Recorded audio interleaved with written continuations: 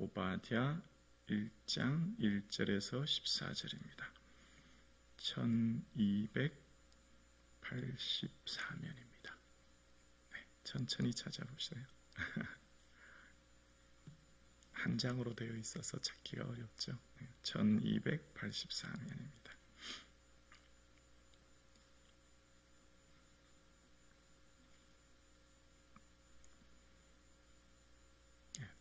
오바댜 1장 1절에서 14절입니다.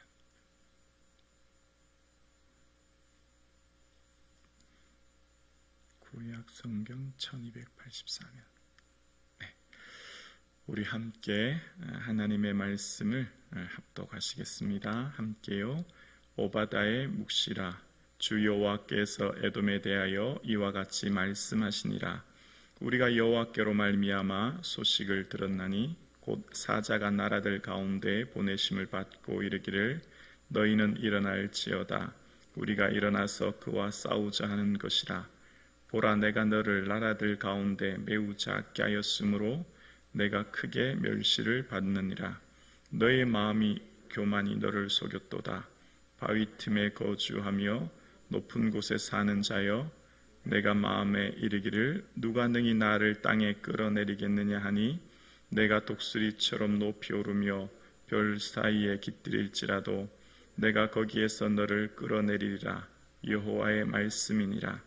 혹시 도둑이 내게 이르렀으며 강도가 밤중에 내게 이르렀을지라도 만족할 만큼 훔치면 그치지 아니하였겠느냐. 혹시 포도를 따는 자가 내게 이르렀을지라도 그것을 얼마쯤 남기지 아니하였겠느냐. 내가 어찌 그리 망하였는고 에서가 어찌 그리 수탈되었으며 그 감춘 보물이 어찌 그리 빼앗겼는고. 너와 약조한 모든 자들이 다 너를 쫓아 병경에 이르게 하며 너와 화목하던 자들이 너를 속여 이기며 내 먹을 것을 먹는 자들이 내 아래 함정을 파니 내 마음에 지각이 없음이로다. 여호와의 말씀이니라. 그날에 내가 에돔에서 지혜 있는 자를 멸하며 에소의 산에서 지각 있는 자를 멸하지 아니하겠느냐. 드마나 내 용사들이 놀랄 것이라. 이로 말미암아 에서의 산에 있는 사람은 다 죽임을 당하여 멸절되리라. 내가 내 형제 야곱에게 행한 포악으로 말미암아 부끄러움을 당하고 영원히 멸절되리라. 내가 멀리 섰던 날 곧 이방인이 그의 재물을 빼앗아가며 외국인이 그의 성문에 들어가서 예루살렘을 얻기 위하여 제비 뽑던 날에 너도 그들 중 한 사람 같았느니라.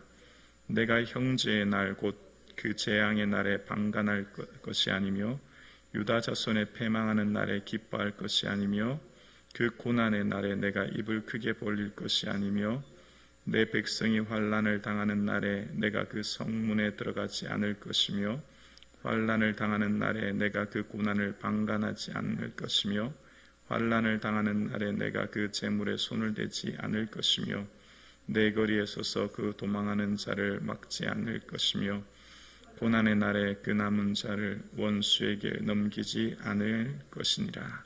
아멘. 하나님의 은혜로 허락하신 새로운 한 주간 주님의 평강이 사랑하는 성도님들의 삶과 가정 위에 충만하기를 주님의 이름으로 축복합니다. 아멘.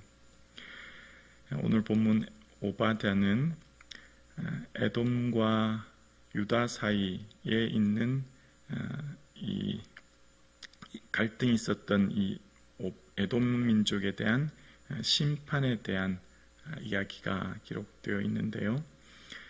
원래 이 야곱과 에서가 형제였지 않습니까? 그 에서의 후예가 에돔입니다. 근데 그 에돔에 대해서 오늘 하나님께서 심판하고 계신 내용이 오늘 본문에 나옵니다. 하나님께서 에돔을 심판하시는 내용에 보면 1절에 오바댜의 묵시라. 주 여호와께서 에돔에 대하여 이와 같이 말씀하시니라.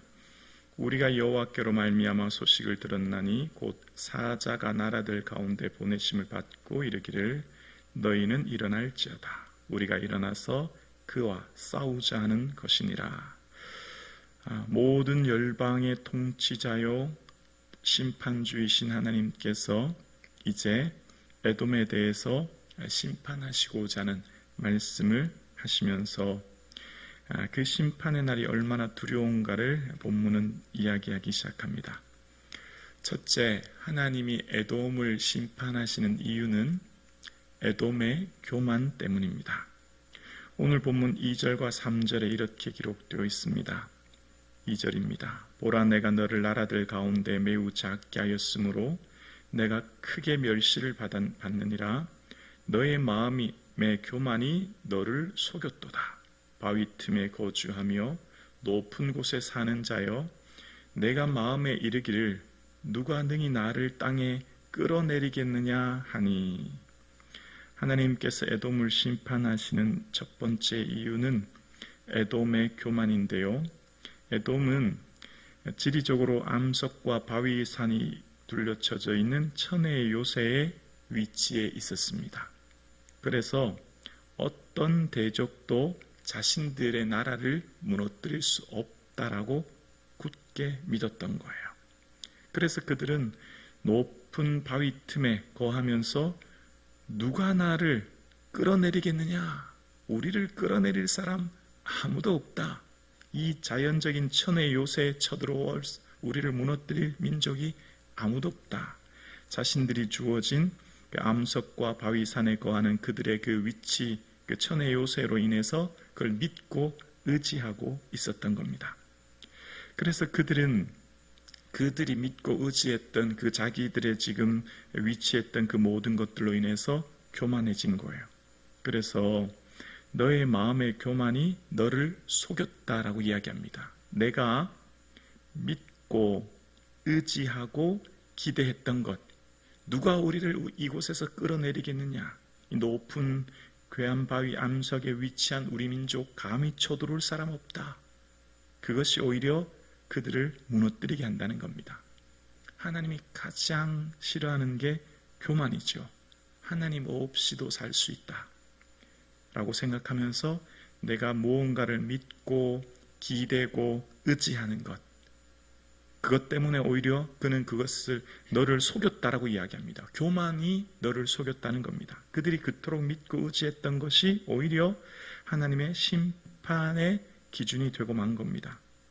그래서 누가 우리를 끌어내려 그렇게 말하면요, 하나님이 어떻게 하실까요? 4절입니다. 4절에 보면 내가 독수리처럼 높이 오르며 별 사이에 깃들일지라도 내가 거기에서 너를 끌어내리리라. 여호와의 말씀이니라. 이 땅에 어떤 사람도 교만하면 안 됩니다. 누구도 감히 자기가 가지고 있는 소유나 위치나 그것이 무엇이 되었든지, 오늘 본문에 보니까 별 사이에 깃들인다고 합니다. 그들이 교만이 최고 하늘을 찔러서 높이 오를 수 있는 최고의 위치에 올라서 감히 교만해서 누가 우리를 건드려 라고 하는 사람, 하나님이 너를 내가 끌어내린다는 겁니다. 하나님은 살아계시고 불꽃 같은 눈동자로 보고 계시고 하나님께서는 심판주이심을 오늘 본문에 말씀하고 계신 거예요. 그래서 하나님 앞에 늘 겸손해야 됩니다. 내가 무엇을 가졌든 얻었든 누렸든 내 위치가 무엇이든지 간에 하나님 앞에 감히 내가 하나님 앞에 이렇다 무엇이다 말할 수 있는 사람은 없는 것이죠.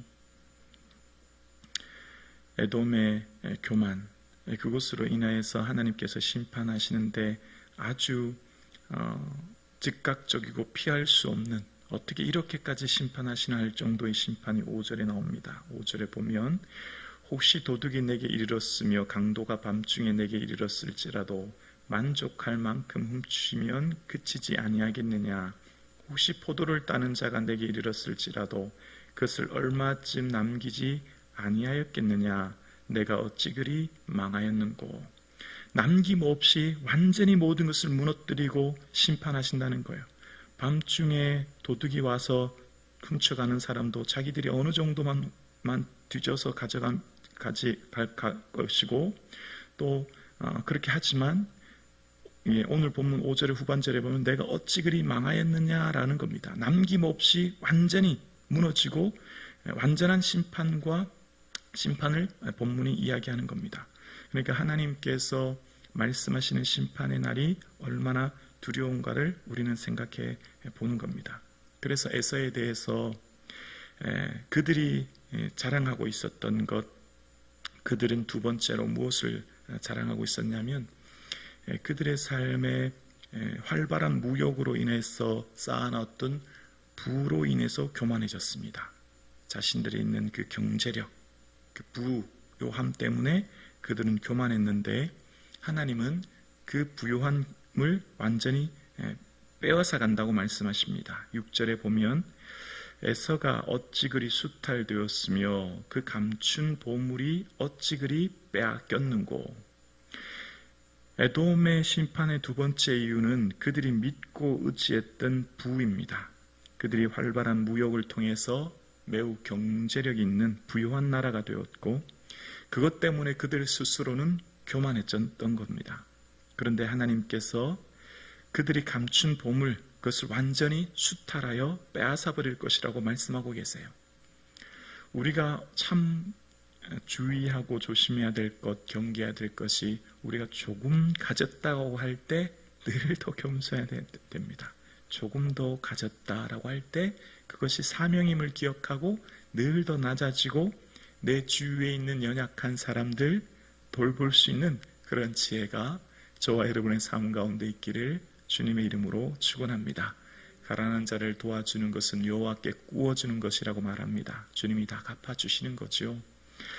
오늘 본문의 세 번째 에돔을 심판하시는 이유는 그들이 믿고 의지했던 이방 나라들, 그들과 맺었던 조약, 오히려 너희들이 믿고 의지했던 이방 나라들은 너희들에게 함정이 될 거다. 그렇게 말씀하는 겁니다.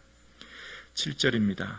너와 약조한 모든 자들이 다 너를 쫓아 병경에 이르게 하며 너와 화목하던 자들이 너를 속여 이기며 너를 먹을 것을 먹는 자들이 내 아래 함정을 파니 내 마음에 지각이 없음이로다.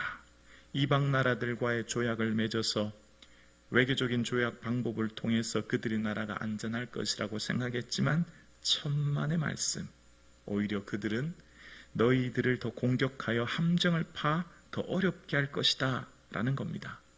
그런데 에돔은 어떻게 해요? 마음에 지각이 없다는 겁니다. 깨닫지 못하는 거예요. 참 어리석은 사람들은 자신들이 지금 일어나고 있는 일들이 다 사람이나 환경 탓으로만 하고 보고 있는 것이죠. 그 배후에 하나님의 하시는 일들을 보지 못하는 어리석음입니다. 나의 삶에 일어나고 있는 일들을 통해서 하나님을 볼 수 있는 눈이 있어야 하고, 그래서 하나님이 뭘 원하시는가를 바라보는 자는 즉각적인 회개와 돌이킴과 하나님 앞에 나아갈 텐데 그들은 마음에 지각이 없어 깨닫지 못하는 사람인 것을 오늘 본문에 말씀합니다. 그러면서 하나님께서는 그날에 모든 지혜자와 군마마저 다 멸절할 것이다 라고 이야기합니다. 8절이요. 여호와의 말씀이니라. 그날에 내가 에돔에서 지혜 있는 자를 멸하며 에서의 산에서 지각 있는 자를 멸하지 아니하겠느냐. 9절이요. 드만한 내 용사들이 놀랄 것이라. 이로 말미암아 에서의 산에 있는 사람은 다 죽임을 당하여 멸절되리라. 에돔이 가지고 있던 그 많은 부요함, 천의 요새에 위치했다고 했던 그 교만함, 이방 나라들과 맺은 조약 아무 소용이 없습니다. 결국 하나님께서 한번 심판하시면 그 심판의 앞에서 모든 것들이 무너지고 부서지는 것을 말씀하고 있는 겁니다. 우리의 삶의 이 본문의 말씀을 보면서 우리도 이 살아가는 이 땅에 심판주로 오실 주님, 재림의 주님께서 오실 그때에 다시는 어떤 누구도 하나님 앞에 변명할 수 없는 그때가 있음을 깨닫게 됩니다. 오늘 본문을 통해서 또한 하나님께서 마지막으로 왜 에돔을 심판하는지 마지막 이유는 너희들의 형제인 유다를 괴롭혔기 때문이다 라는 겁니다. 10절인데요. 내가 내 형제 야곱에게 행한 포악으로 말미암아 부끄러움을 당하고 영원히 멸절되리라. 유다는 혈통적으로 한 형제인데요. 에돔이 그 유다, 그 이스라엘에 대해서 포악을 행하고 그들의 고난에 대해서 눈 감았던 에돔에 대해서 하나님께서 심판하신다고 말씀하고 계세요. 우리의 삶 가운데 늘 가장 가까이 있는 사람과 우리와의 관계가 사랑의 관계이기도 하지만 아픔의 관계이기도 한 것을 경험합니다. 오늘 본문이 에돔에 대한 심판이잖아요. 하나님께서 이 유다와 에돔의 형제 관계였던 에돔에 대한 심판을 말씀하시면서 어쩌면 우리의 삶 가운데서도 가장 내 가까이 있는 사람을 사랑할 수 있는 그 은혜가 저와 여러분의 삶 가운데 있기를 주님의 이름으로 축복합니다. 에돔은 자신이 가지고 있던 부요함, 또 이방 나라들에 대한 조약, 또 자신들의 위치한 천의 요새, 모든 것을 가지고 있었지만 결국 무너지고 말았습니다. 하나님께서는 우리를 청직이라고 말씀하십니다. 우리가 뭘 가졌든지 다 하나님 겁니다. 결국 하나님 앞에 우리의 삶을 어떻게 사용했는지에 대해 샘할 날이 있음을 기억해야 됩니다. 그래서 누가복음 12장 48절에 예수님께서 청직이 된 우리에게 이런 말씀을 하세요. 알지 못하고 맞을 일을 행한 종은 적게 맞으리라. 무릇 많이 받은 자에게 많이 요구할 것이요 많이 맡은 자에게 많이 달라 할 것이니라. 많은 것을 맡은 자는 하나님께서 그만큼 많은 것을 요구하십니다. 많은 것이 맡겨진 사람은 그것만큼 하나님께서 우리에게 어떻게 사용할 것에 대해 기대하고 바라시는 거예요. 우리의 모든 것은 다 하나님의 것입니다. 많이 맡은 사람, 많이 소유하고 많이 누리고 많은 위치에 오른 사람, 그만큼 하나님에 대한 책임과 책무가 큰 겁니다. 그만큼 내가 내 주변과 이웃에 대한 해야 될 사명이 크다는 거예요. 그만큼 내가 하나님 앞에서 맡겨준 일들에 대해서 하나님의 기대가 큰 것을 바라볼 수 있는 눈이 있어야 되는 겁니다. 그래서 우리의 삶 가운데 세상의 원리는 많이 가진 자는 많이 누리고 많이 자기를 과시하고 많이 나타내지만 성경적 원리의 정직이 의식을 가진 많이 맡은 사람은 하나님께서 내게 많이 요구할 것이니 샘할 날이 있음을 바라보면서 내게 주어진 것은 누림이 아니라 사명의 삶을 사는 겁니다. 그래서 맡겨진 모든 일들을 나를 위해 누리며 나를 위해서 취하는 이 삶이 아니라 하나님을 어떻게 기쁘시게 할까를 생각하면서 그것을 사용할 수 있는 그 지혜가 저와 여러분의 삶 가운데 있기를 주님의 이름으로 축원합니다. 예수님의 마음을 품고 한 주간을 시작하는 저와 여러분, 교만은 패망의 선봉이요 거만한 마음은 넘어집의 앞잠이라 말씀하십니다. 겸손의 극치는 기도입니다. 주님 없이 살 수 없습니다. 늘 기도할 수 있는 겸손한 저와 여러분 되기를 주님의 이름으로 축원합니다.